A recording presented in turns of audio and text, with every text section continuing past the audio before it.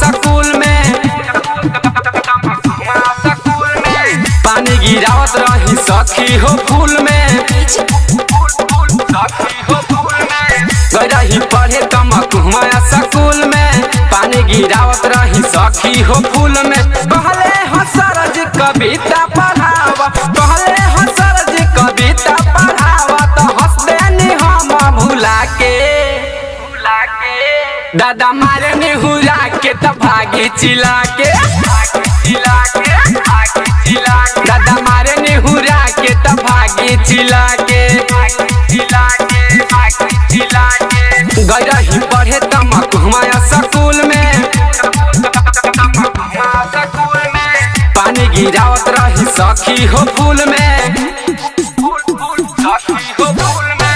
गई रही पढ़े तमकुआ स्कूल में पानी गिरावत रही सखी हो फूल में कहले हसर जी कविता पढ़ावा कहले हसर जी कविता पढ़ावा हंस देनी हम भुला के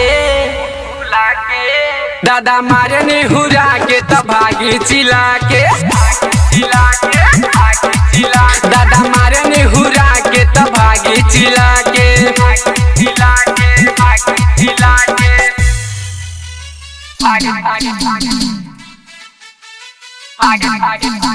mix by Roshan recording studio Dhanu.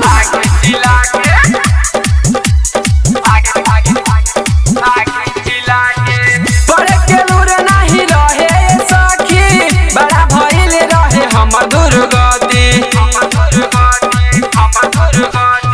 पढ़े के लूर नहीं रहे सखी बड़ा भइल रहे हमर दुर्गति हमरे के सखी रे खड़ा करावे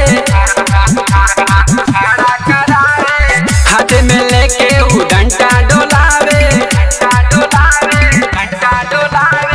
हमरे के सखी रे खड़ा करावे हाथ में लेके उ डंटा डोलावे का कही सखी छूट जाला हंसी का कही सखी छूट जाला हंसी मारेला हमके बोला के दादा मारे निहुरा के तो भागी चिल्ला के दादा मारे निहुरा के तो भागी चिल्ला के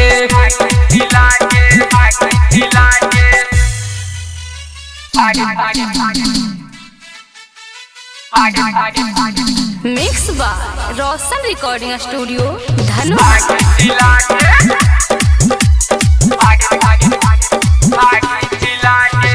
कहेला पढ़े के हो जोते पास रे गाँव में करी है खूबे विकास रे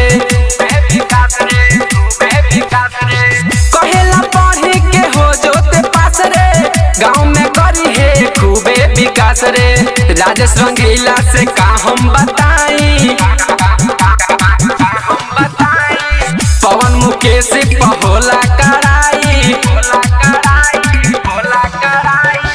राजेश रंगीला से का हम बताई इमाम पवन पहोला कराई राइटर कन्हैया प्रदीप से सखी राइटर कन्हैया प्रदीप से सखी ऐनी हम पढ़ा के दादा मारे निहुरा के तो भागी चिल्ला के दादा मारे निहुरा के तो भागी चिल्ला